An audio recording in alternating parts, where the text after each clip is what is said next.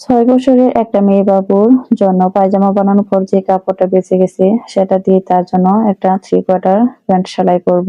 তার জন্য এখানে ৪ টুকরা কাপড় নিয়েছি, লম্বা নিয়েছি হচ্ছে ১৪ ইঞ্চি আর চওড়া নিয়েছি ৯ ইঞ্চি।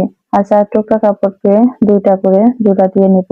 আর সেলাইটা যাতে না দেখা যায় তার জন্য কুচি দিয়ে নিব। আর কুচির জন্য কাপড়টা এভাবে কেটে নিচ্ছি দেখুন। এখানে কেটে নেওয়ার পর ২ মোড়া সেলাই দিয়ে তারপর কুচিটা দিয়ে নিব। আর সেলাইটা যাতে না দেখা যায় তার উপরে কুচিগুলো বসিয়ে নিচ্ছি। আর দেখতে কিন্তু বেশ হয়েছে প্যান্টটা। আর সেলাইটা সম্পূর্ণ দেখে নেওয়ার অনুরোধ রইল। এখানে আমি কুচিগুলো বসানোর পর নিচেও আমি কুচি দিব, তার জন্য এভাবে করে কুচি দিয়ে নিয়েছি অফ ক্যামেরায়। আর কুচিগুলো লাগিয়ে নেওয়ার পর চাপ সেলাইটা দিয়ে নিব দেখুন।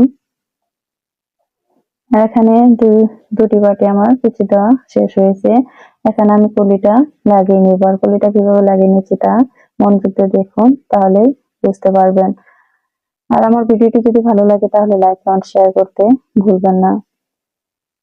দেখুন এখানে আমি অপর একটি পাটেও লাগিয়ে নিচ্ছি, তারপর এভাবে আমি চাপ সেলাইটা দিয়ে নিব।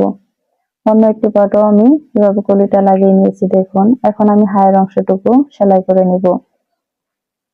আর হায়ের অংশ সেলাই করার পর আমি অফ ক্যামেরায় রাবারটা লাগিয়ে নিয়েছি।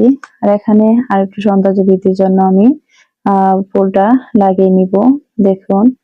আর ফুলটা লাগানোতে কিন্তু বেশ সুন্দর হয়েছে। আর কার কাছে কেমন লেগেছে তা জানাতে ভুলবেন না কিন্তু। দেখুন আমার প্যান্টটি বানানো শেষ হয়েছে।